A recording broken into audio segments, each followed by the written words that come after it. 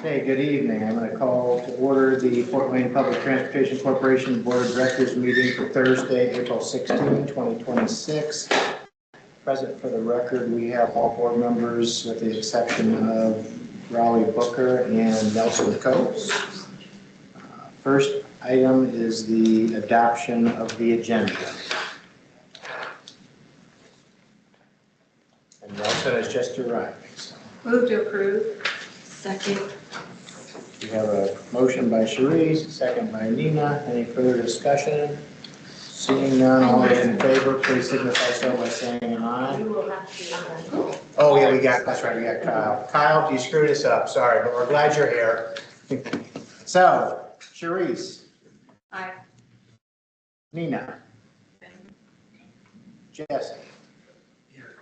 Well, this is just It's a roll call vote for approval of the agenda. approval of the agenda. Oh, okay. Sorry. Because when you're on video. Yeah, we have to do it. If anybody's on video, we have to do a verbal vote rather than all in favor. So, okay. Kyle. Aye. Okay. And anybody else? I also approve. Nelson, are you going to vote? You weren't here for the motion, but you walked in right time, so. Okay, thank you. We will show that as adopted. Next item is the reading, correcting, and approval of minutes from the previous meetings, and I believe the only set in the packet this month are the regular board minutes from the March 19th meeting.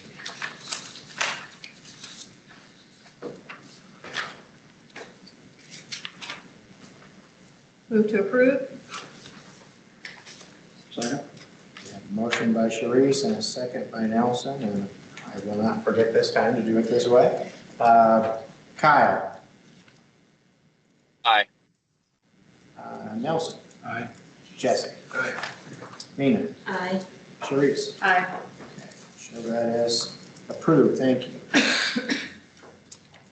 Next item on the agenda, item 4, board committee reports. Executive Governance Committee, we did not meet since the last board meeting, but we do have a meeting scheduled on June 15th. External Stakeholder Relations Committee, Jesse. We didn't meet since the last board meeting, and we have a meeting coming up for this week. Okay, thank you.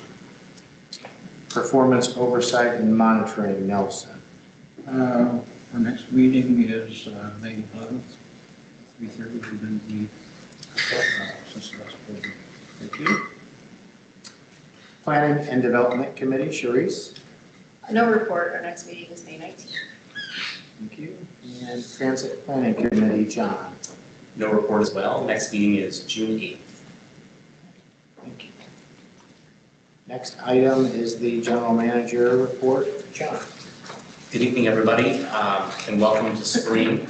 I just got off the plane yesterday from Washington, D.C., where it was close to 90 degrees in the afternoon.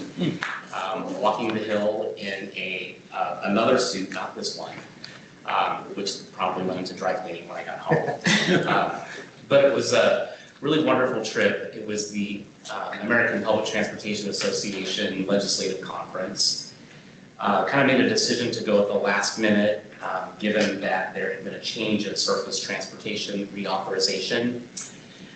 So that was really the focus of the whole conference. In the United States, surface transportation is usually authorized in big kind of 5-year authorization packages with historic big names like Ice-T and Safety Renew if you go way back.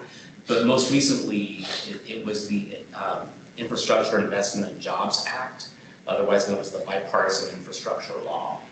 That bill provided, that authorization provided record levels of funding for public transit across the United States.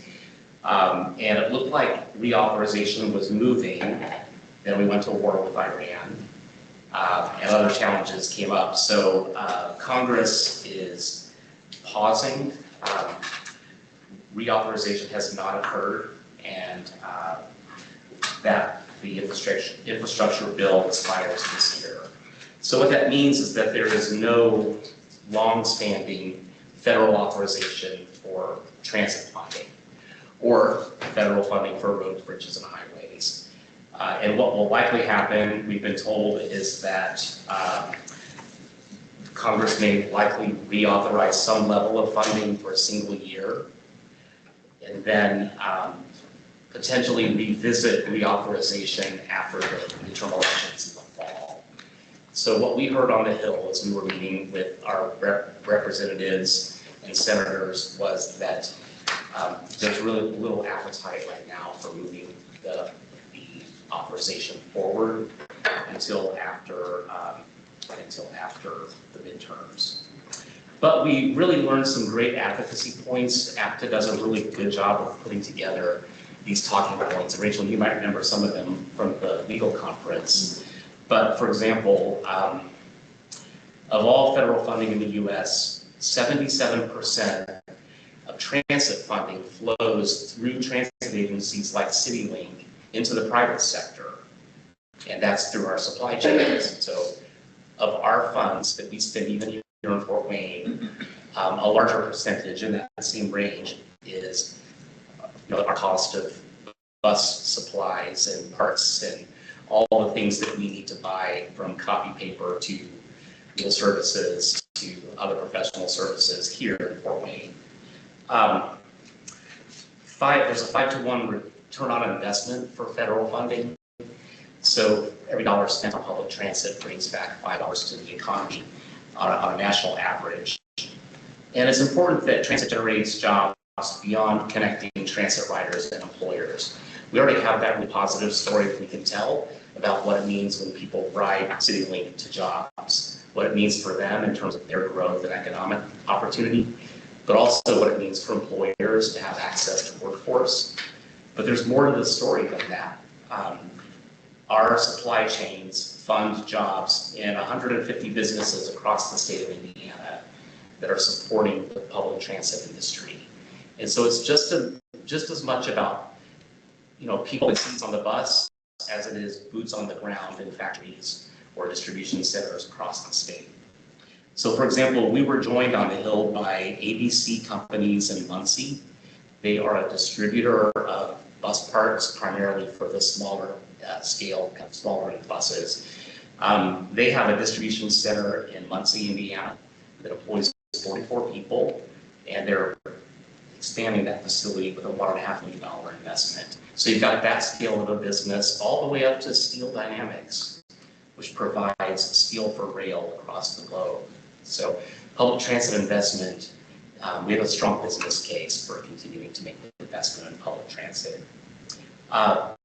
President Trump's budget proposed a 23% cut, and then also to transit, but then also an 82% cut to rail. And so we were there to advocate both for transit funding and rail funding. That cut would affect primarily Amtrak, but it would also impact any additional rail investment across the country. But even a 23% cut would be difficult for us. That's roughly $1 million from our operating budget. It would impact us in terms of our capital budget as well. The good news is that the president's draft budget is only a beginning. Every year, every time that we're in a budget cycle, Congress, comes back around the budget and they convene around all the issues that are important.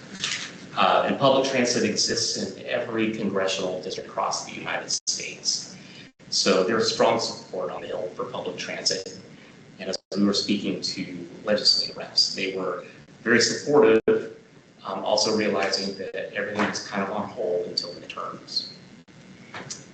Any questions about the experience in Washington, D.C. or federal funding before we move on? Well, thank you for the opportunity to go. It was really time well spent, and I learned a lot.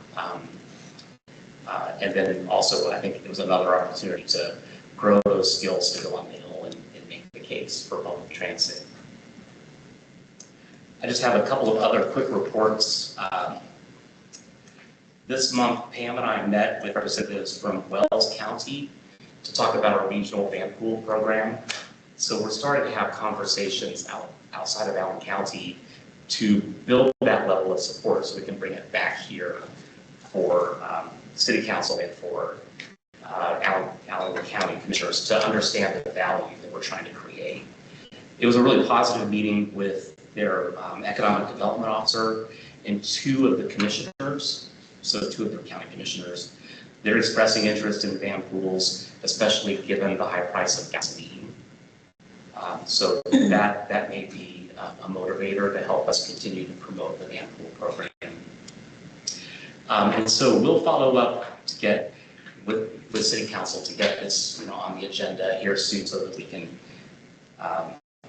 have the council look at it and then speak with the county commissioners. In terms of the market development department at Citilink, there's a vacancy in our director position. The leadership team and I are going to be working on developing position descriptions to clarify roles in the department and the organization's needs before we post a position. So I'll share more information as we continue to work on that.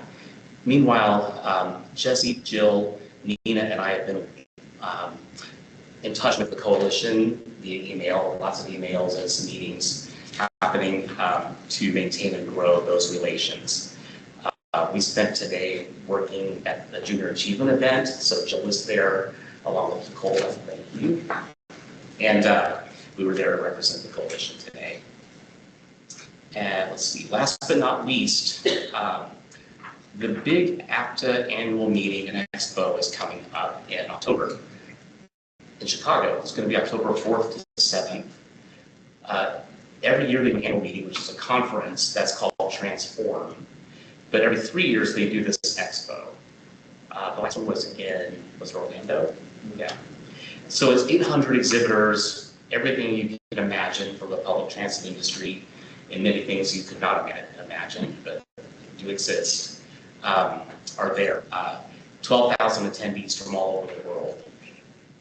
So if any board member would like to attend, please let me know. Registration for the expo portion is free. And so we're encouraging anyone who wants to go to the expo, because we'll only be responsible to cover some of the travel costs. There is a cost to attend the conference itself. So let me know if you're interested in those sessions. I don't know if the program is posted yet. No. Not. They usually don't post it until far too late. But the workshops can hit and miss. Sometimes it's been really great. Other times we've gone and thought, that wasn't. Well, I think typically during expo years, they don't focus as much on the conference, I feel like. That's true. You're right. So much effort goes into putting on the expo. It's usually kind of fun to go to the conference for the big opening keynote session. But is that really worth the value of a registration? I don't know. But let me know if you're interested in it. How many people usually attend from We usually send several board members and staff. So we'll have several staff go. And then so far, Conrad and Teresa have indicated some interest in attending. If you even want to come just for a day to walk the expo floor, that's something we could do. So just let me know if you're interested, and we'll take care of that for you. Bring a suitcase, lots of stuff to pick up at the expo. Well, and if you're new, I hate to, anyone else has been, but it's just the expos are just a really great way just to learn about all the things that go into public transit. And if you can nab a staff person and walk with them, it's really educational because, they know all the types of things. And I usually pick a theme when I go. Like 1 year, my goal was to learn everything I could about electric buses. So I just went to all the electric bus people and talked to them and learned about batteries and the different components that go into electrification of fleets. And so that's what I do, but it is a really good learning experience. You have the program up. Oh, good. Okay, great. So I think some things are a little vague, like on the breakout sessions. It looks like you guys haven't been fully decided yet. But Thank you. We'll share links so you can have a look and then just let us know to what extent you want to participate. Okay. I will say my favorite booth to go to is the seating vendor booth, because after you're walking the floor all day, it's really nice to sit down. And sometimes they will even provide a foot massage there. So something to look forward to. can have at least 4 or 5 full buses on the floor. So if you want to go take a seat there too. It's Yeah, awesome. it's pretty wild. They'll have, a train Full train on rails. on the conference floor. Anything happen. My daughter lives in Chicago, so. How many else can say with her, you said? Just me. Her apartment is not that big. That's fire. Okay, thank you. Next item is the CFO control report. Natasha.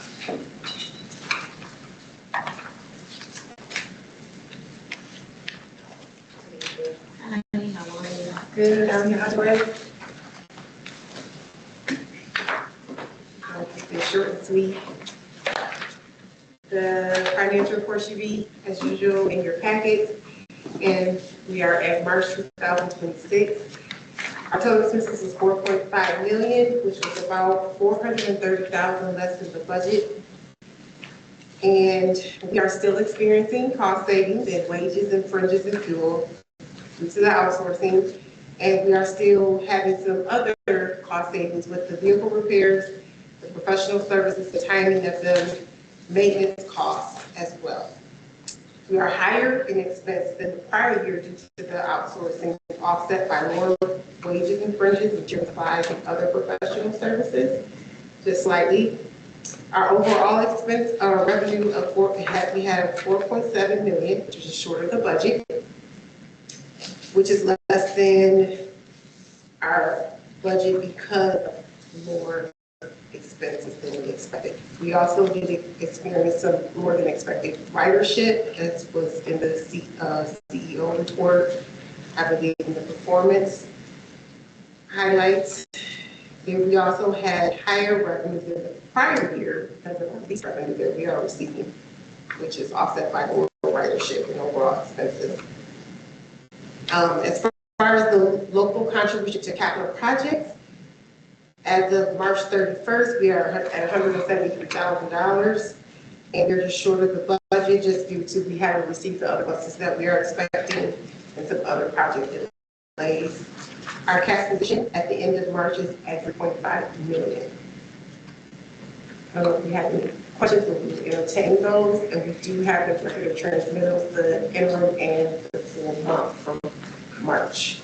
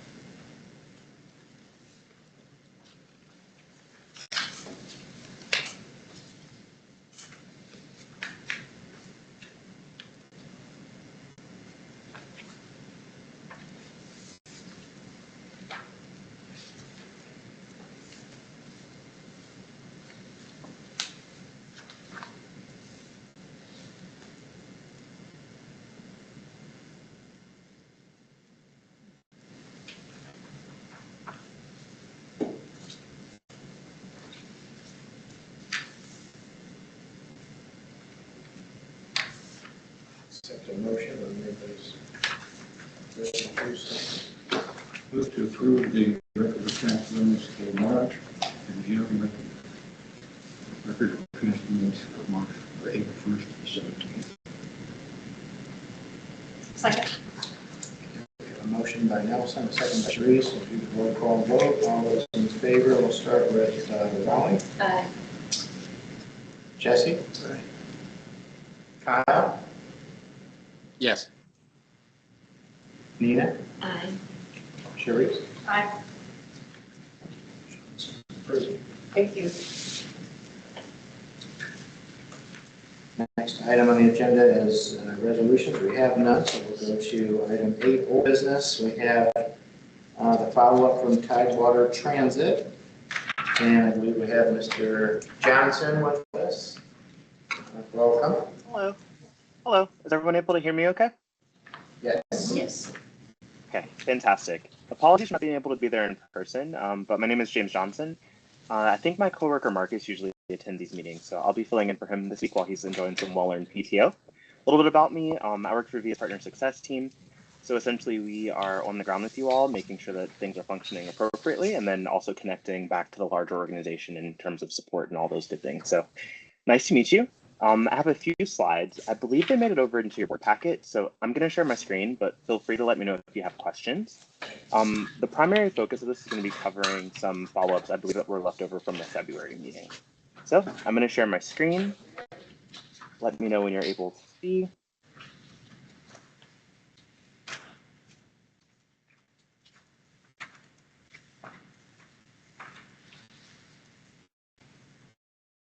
If I did everything correctly, you should be able to see a blue slide screen. Yep. We can see it. Fantastic. All right. So I believe, as you know, we had a few questions that were left over from the February meeting, which I've listed out here. We're going to go through these one by one. So I'll walk you through these. Feel free to stop me and put questions, and I'll leave a minute or two at the end of the call in case there's any follow-ups. All right. So starting with question 1 from Rolly. How many riders rate their rides, and what percentage of total riders does this represent? So the first thing I want to cover here is that since VIA assumed this contract, we've seen a huge increase in the ride rate rating of about 55% versus the rest of 2025. And in terms of total riders that leave a rating, we're standing about 4.2%, which is relatively on par with what we see with other services that we are working with. And one of the most, I think, important things, one of the most beneficial and exciting things here is that the average ride rating since launch is at 4.9 out of 5. So doing very well there. And 95% of ratings receive 5 stars. So I think that should address most things related to the question, but feel free to let me know if there's anything or anything we want to dive a little deeper into. The other 2 questions both relate to driver selection and driver training. So I have a few materials on that as well, and we'll go through these here. All right, so the first thing I want to highlight is that VIA drivers go above and beyond for riders. They're very well reviewed and have some rider testimonials here to speak to that. More specifically, we want to talk a little bit more about what's the process for selecting external companies for drivers, how do they apply, and what's the process for using their own vehicle. So we'll go into that here, and I'll start with the driver acquisition phase. So drivers go through a 6-step process here before they hit the road. The first is going to be an online application, so that's going to post on job boards, things like LinkedIn, very standard practices there. Once selected, they're going to go through an FTA drug test. From there, if those results are satisfactory, they're going to go through an MVR and a criminal background check before they go into onboarding and before they eventually hit the road. So pretty robust process there. That includes drug testing, motor vehicle reports, criminal background checks, and onboarding modules. We don't just stop there, though. We go a little bit above and beyond for that. Those background checks and MVR checks are going to be rerun every quarter for all of our drivers, and then automatically at the case of any reported accident. So VIA goes above and beyond in respect to training our drivers and making sure that they hit the road fully prepared and in states that our clients find acceptable. Once they've gone through that selection process, they go through some onboarding sessions that are going to happen live and in person. That's going to cover things like service information, how to use the driver app, the safety and security, drug and alcohol awareness, those sorts of things. And I just included one of the title slides here for that. In addition to those slides, they're also going to have some onboarding modules that are available on mobile devices and online. This can keep them up to date with all of the new features, new processes, new support, and things like that. They're going to go through VIA's policies and receive some customer service tips on how to provide better service to their riders. So they go through a pretty robust acquisition and education phase is the high-level takeaway there. And to address Rachel's question, how are drivers designated as independent contractors rather than employees, and how consistent are their schedules? This one was a little more complex to answer, so I actually illustrated that here in a table. The first column is going to indicate the feature. The second is going to go through what it's like for Citilink Access employee drivers. And the last one's going to refer specifically to contractors. So for vehicles and equipment, any employee is going to drive the agency branded 88 cutaway, bus, or van. With that, VIA is going to cover the fuel, maintenance, and insurance, as well as any costs for onboard technology, so tablets, cameras, things of that sort. For any independent contractor drivers, they're going to use their own personal vehicle. There are some requirements around that it has to pass a 19-point inspection and be within 10 model years of like the current year. Oh, did my screen stop sharing or did it? Oh, I can't tell. Okay, fantastic. I think it cut away on my end. I apologize. And with that, the independent contractors are going to be responsible for all costs related to fuel and insurance. For scheduling, for any employee, the agency is going to control when, where, and how services are performed, and they're required to take their breaks at an assigned time. Comparing that with contractor drivers, they're free to set their own hours, and they can take their break on their shift as needed. Same thing is going to happen for compensation. So any Citilink Access employee driver is going to have a guaranteed hourly wage. They're going to receive overtime, health benefits, and PTO, and all those good things. And then for independent contractor drivers, they're only going to be paid for the times that they're available in the app to perform rides, but they do receive some occupational accident coverage as a result of that. Uniforms, so anyone that's driving for Citilink as an employee is going to be wearing Citilink uniform, and any independent contractor drivers are going to basically be required to dress professionally, but they're not going to be limited to a specific uniform. Some thoughts around that are going to include things of why someone would opt to have a service that has both employee drivers and independent contractors. Basically helps maintain flexibility so that if there are non-ambulatory riders that they're getting the ADA accessible cutaways, then ambulatory riders might be able to receive one of these independent contractor rides that are going to be a little bit quicker and help save some space on those cutaways for the non-ambulatory riders. So I will pause there and take any questions or additional follow-ups. I know I went through that kind of quickly, so feel free if there's anything you want to cover a bit more in depth. The ATU agreed to that? Sorry, I can't quite hear. I'm assuming the ATU has agreed to this with you. Believe so, yes. I can take that as a specific follow-up if you need a bit more information. That would be good to know. And just since I'm not able to see the room very well, can I just assign a name to that question? This is Rachel, yeah. Rachel? Okay, fantastic. Okay. All right. Any other follow-up questions?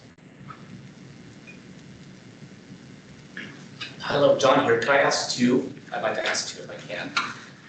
In the, John? Thank you. In the customer ratings, you know, we see the average score there, or what the typical score is, 4.9 out of 5 stars. What questions are typically asked? What are the points that we're measuring in those surveys?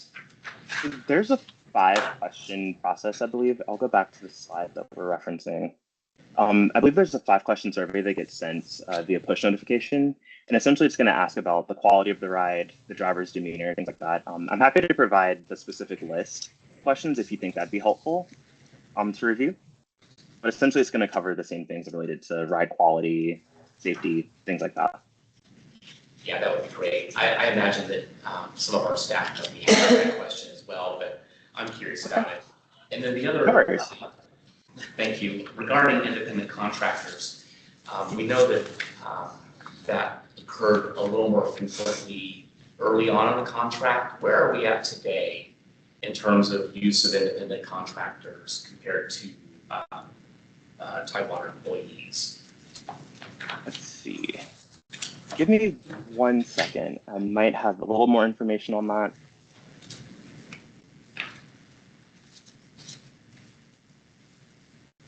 I know the push has been towards having more Tidewater employee drivers and less ICEs. So I can pull the specific numbers on that as well and get back to you. I'll just kind of bundle all these up into one response if that's appropriate. Yeah, that's great. Thank you. No worries, no worries. And then I think that's it for the slides that I've prepared, but happy to take any additional follow-ups.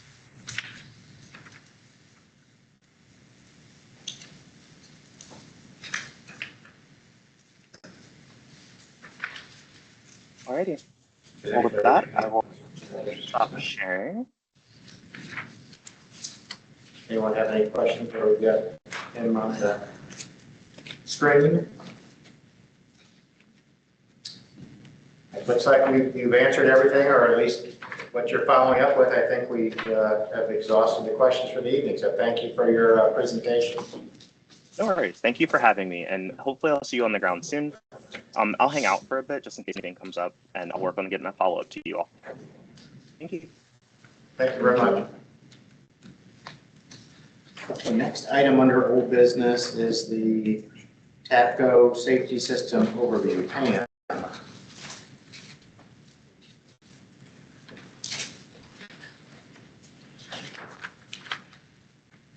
Good evening. So this evening, I just want to introduce you all to our new TAPCO training program for what's actually for the whole organization. So the system is made up of 3 different units. There's the safety leadership, the train the trainer, and then the operator development course. So our leadership team has already completed the leadership or the safety leadership course, which teaches our leaders how to create and reinforce a safety first culture.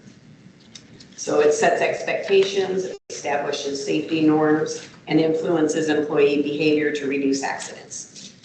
This training will be repeated annually with our staff to make sure that it remains at the forefront of our culture. In addition, 4 members of our operations team completed the Train the Trainer program. And that equips the trainers with the skills to deliver consistent, effective, and high-quality training to all of our drivers so that they're taught the right behaviors the right way right off the bat. We have already started training our existing operators with the new TAPCO operator development course. The course provides comprehensive behavior-based training that develops safe driving habits, hazard awareness, and professional performance, preparing the drivers to operate vehicles in real-world conditions that they're going to face on a daily basis. Our goal is to have all of the drivers trained by June 30th. We're already ahead of schedule, and we're anticipating that'll be completed closer to mid-June. So Matt's done a great job with his team, making sure that we get those drivers trained. They're in training in groups of 2. So that it's a lot of one-on-one with the trainer so they can ask lots of questions and they're more comfortable interacting because it's a small group. So before I go into more detail, we've got a couple of short videos from the program that I'd like you to watch to kind of get an idea of the purpose and structure of the program.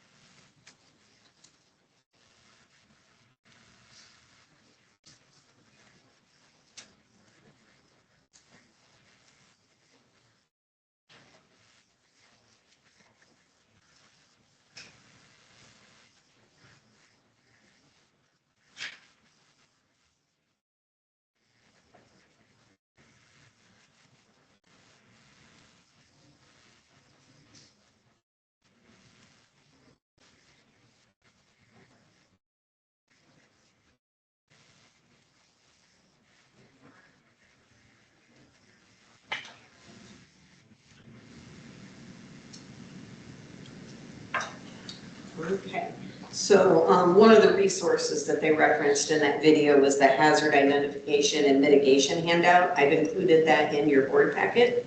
That has been copied and placed all throughout our building at both Central Station and the St. Francis Drive location. And so it's visible remaining for the staff to see. Larry plans to hand that out at our safety meeting in a wallet-sized card so the drivers can carry that with them.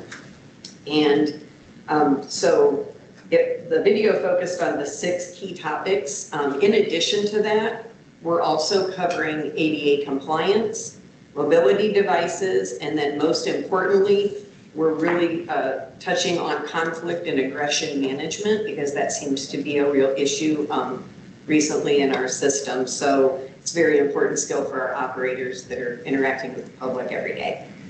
And again, one of the biggest benefits is we have a large library of training videos that we can use during safety training and for retraining anytime a driver is involved in an accident. So overall, it's going to strengthen our safety culture. So that's the goal.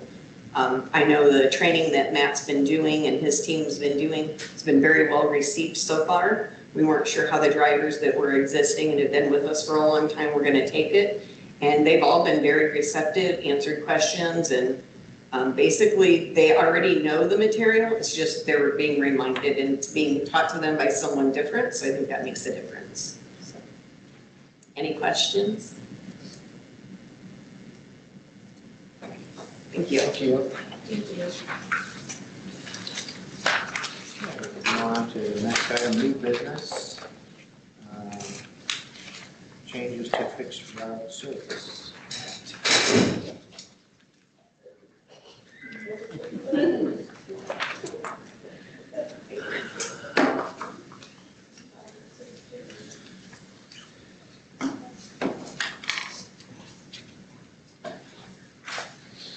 Sharing it. It's in the board packet. Okay, there's a presentation in your board packet. Most of it, you went over it with Pam in February, but just to kind of go through that section quickly, we are merging 2 underutilized routes into one streamlined service that will still maintain access to key destinations like medical, residential, and retail. And we hope to improve efficiency and long-term sustainability. And it continues the partnership with Parkview, and they supported our redesign and implementation of this. And that's really what spearheaded this. As you recall, probably last year when we were showing you the data from the ridership numbers, these 2 routes were always the lowest 2 routes. And we were often asked, what are we going to do with that? At the time, I was not aware that Parkview was okay with not connecting the 2 Parkview campuses, that they were okay with not doing that anymore. And that really opened the door for us to merge these 2 routes together.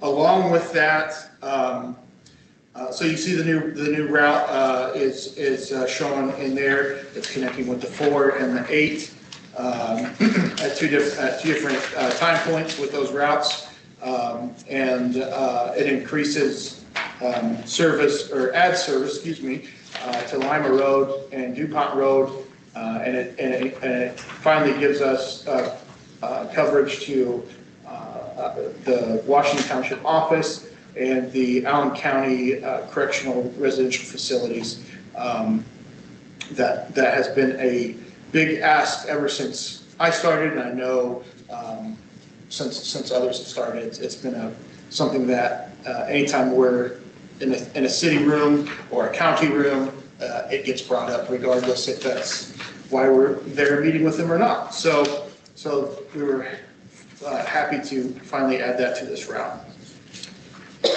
Along with the changes to the 21, and kind of in as we reviewed the changes to the routes that we did last, I guess that we implemented in March, it kind of dawned on us that we were wasting our resources with the half-hour 8s in the morning and in the late evening, because we no longer have any other half-hour buses that meet with them from the 5:45 lineup until the 8:45 lineup, and then again after the from 5:45 on, we realized that we can that nobody was really riding the buses at those times because they had no buses to connect to.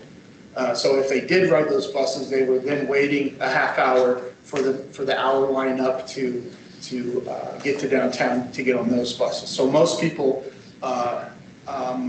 changed their routes and timing to just ride the hour buses instead of the half-hour buses during those time frames. So we are proposing to have our half-hour 8s reflect the same service hours that the half-hour 4 has, which is during our peak service hours, our busiest service hours.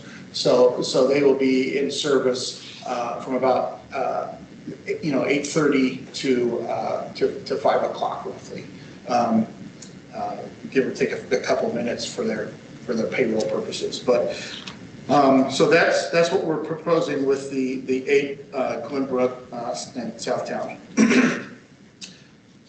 So it's not going away, but we are proposing that it be adjusted to match the 4 Parkview Wells Glenbrook routes. So the financial impact of that is $341,000 for us, and then with the restructured Parkview contract, they're getting an annual savings of $50,000. We did have 2 public meetings in March. We had one at the Allen County Public Library DuPont location. Jesse attended. Thank you for stopping by and seeing us. And then the other one was at the Parkview Miro Center. We had 4 community members that attended that weren't somehow tied to us in some fashion as a staff or board member. And they had no feedback about these particular changes. They were meeting us mostly about the other changes that we made in the southeast. So 4 came to the Miro Center, 3 came to the public library, and the only feedback that we received outside of those meetings was a comment email. Excuse me, a passenger emailed us regarding a concern that the MedLink would no longer go by Glenbrook Rehabilitation on Parnell Avenue, which is true, but the one North Crest will still go by there every hour. So they're not losing service, they're just losing the essentially double coverage from the overlap of MedLink and one North Crest. That was the only comment that we received outside of the meetings. So as we mentioned, we had the public outreach in May. We're hoping to launch this in conjunction with our next sign up, which would go into effect June 2nd. If we don't plan it correctly, we'll have to do multiple signups, and that's frustrating for our supervisors and the drivers themselves. They don't appreciate it that much. So we're hoping to get approval for it tonight to be able to launch it on that, June 1st sign up. So we'll continue to, over the next year, once we do launch it, we'll monitor the performance, make sure that it is still supporting Parkview and our partnership with them, and that it is, maintaining the ridership that we have currently, and I think will increase ridership due to the new options that people will have in regards to stores, medical facilities that are being added to the route, pharmacies and stuff like that. So I think we might see an improvement in ridership on this route. So my ask today is that we approve this plan of merging the the 15 Medlink and the 21 Glenbrook, and then approving the changes to the 8 service hours. The half-hour 8, excuse me. Yes. So are you calling this new consolidated route the 15 Medlink? It will be the 21 Medlink. So we took the number from one route and the name from the other route to make it into one. Yeah. And you said that it's saving you $50,000. Can you explain? Yeah, because we are merging the routes and are getting added benefit from it, from the original proposal, or excuse me, contract that we had with them. They wanted to see a little bit of savings, and so the contract itself, if I understand it correctly, is a little bit less than what they had been giving us, but the savings is so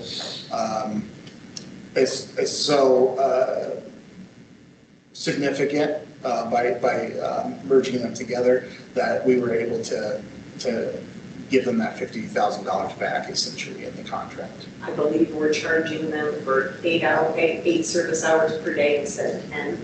Yeah. So we're splitting the cost. Yeah. At that.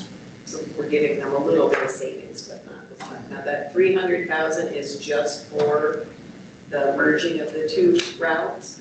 The change in hours for the 8 line, we'll see 300,000 in savings this year and $500,000 in savings per year going forward with that change, in addition to the 300,000. Thank you.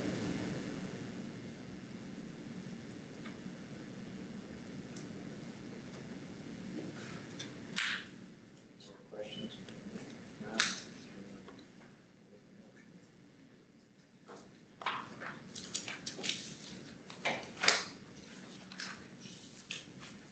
Move for approval. Second. So a motion by Nelson, a second by Sharice. Any further discussion? Seeing none, we'll do a roll call vote. Jesse? Aye. Kyle? Yes. Nelson? Aye. Sharice? Aye. Raleigh? Aye. Nina? Aye. Show that is passed. Thank you very much for all the hard work. Thanks, Matt. Next item, communications from the public. I believe there's nothing that's been submitted timely or otherwise. Next item is open discussion for the board. Do we have any items we want to discuss? I just had one that maybe can be followed up on at the next meeting, but I was anticipating maybe less of a decrease in ridership based on the gas prices. And I don't think we saw that. And so I didn't know if there was maybe something else. I mean, I know we expected some decrease based on the fares, and I know we changed routes.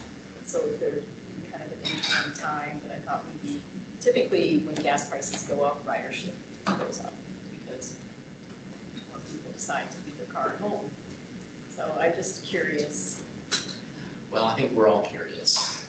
So far year to date, it's been down more than expected, but we've also had, some really bad weather in the first 2 months of the year. But now it's still showing that, ridership is still down as we're moving into spring and the weather is holding up to be a little better. I think perhaps it could be a combination of things, whether, I think Citilink riders have experienced a lot of change and fatigue. We have asked them to pay a higher fare. We've asked them to use new fare systems. We've made changes to routes.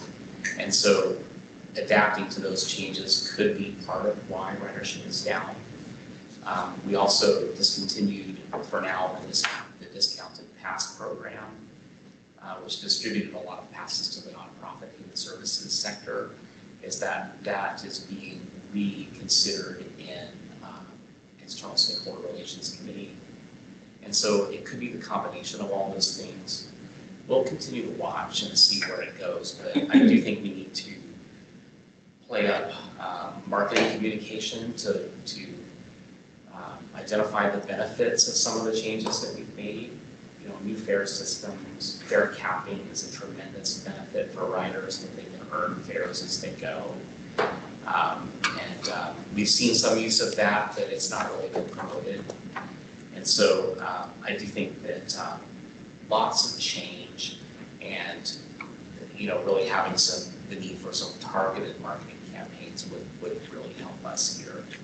So those are my thoughts. I'm very open to continuing to hear and learn from others as we go. But I do think that maybe, you know, like when you do a fare increase, you can typically expect to see a drop in ridership initially.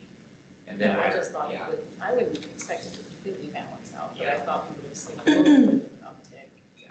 But it would be interesting to know if it's route specific or. Well, I know May is going to be an extraordinarily full agenda for you. We have a lot of contract awards coming up next month. But let's put a conversation on the agenda maybe for June.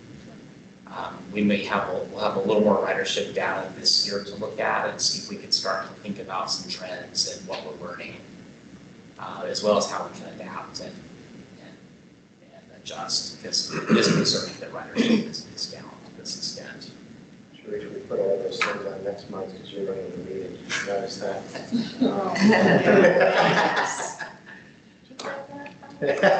I'm right, I'll be gone. absent next month, right? I have a question as well. I received a email today from the CARES House. I know that you said that the discounted program is stopped for not-for-profits. Is there, and you said maybe at a later date, what type of discount possibly would there be for the not-for-profit if we decided to start that program again? Well, let me start Because by. CARES House, they said they. Sure. Just for the whole board's sake, I think it's been discussed in external stakeholder relations recently, but for everyone to remember, Citilink has for many, many years had a discounted pass program where each year the board would establish a dollar amount of passes that we would sell for half price. And those passes were sold on a first come, first served basis to the nonprofit community. That number adjusted over the years. At one point it was $120,000 of passes sold for $60,000. Citilink basically took a $60,000 revenue cut for that. But there's value there, right? Right. So it's a cost, but also there's value. But on the downside, last time we did it was a $60,000 of fares sold for $30,000. What we began to notice is that community goodwill for that program started to become diminished because there was a mad rush and one day those passes would sell out, and that left many nonprofit organizations without a discounted pass program. In prior years, when it was a higher level of fares available, that we would sell out over the course of the year, usually by about September instead of one day. So that might be an approach we could look at, but it's in committee to discuss really the value, whether we should, how it would be structured. Potentially, could we identify grant funding to offset the loss? We're actually applying for a grant with APTA now that might help us with that. And then the other issue is, what value would Citilink want to see? What kinds of outcomes would we want from that program? And could our nonprofit partners provide us with some reporting on those outcomes so that we can really tell that story of the value that program is bringing? And so if you can pass along to CARES House, let them know, thank you, please continue being patient with us. Okay. We're really sorting this out, and we want to make sure that we're still meeting the needs of the community, but also serving the organization well Right. and delivering outcomes of Right, value. based on the grants and things that are not coming in like they previously. Yeah, it's been hard, for our nonprofit partners this year. It has, and we're aware of that. And so you may continue to hear from others. I'm glad you brought that to us tonight, But I will let her know that if you are considering a new, at a later date, and we will let her know Yeah. as things change. Yeah, this should come up. The next external stakeholder relations is April 30th, and we'll have this on the agenda there with some additional discussion. Thank you very much. I'll let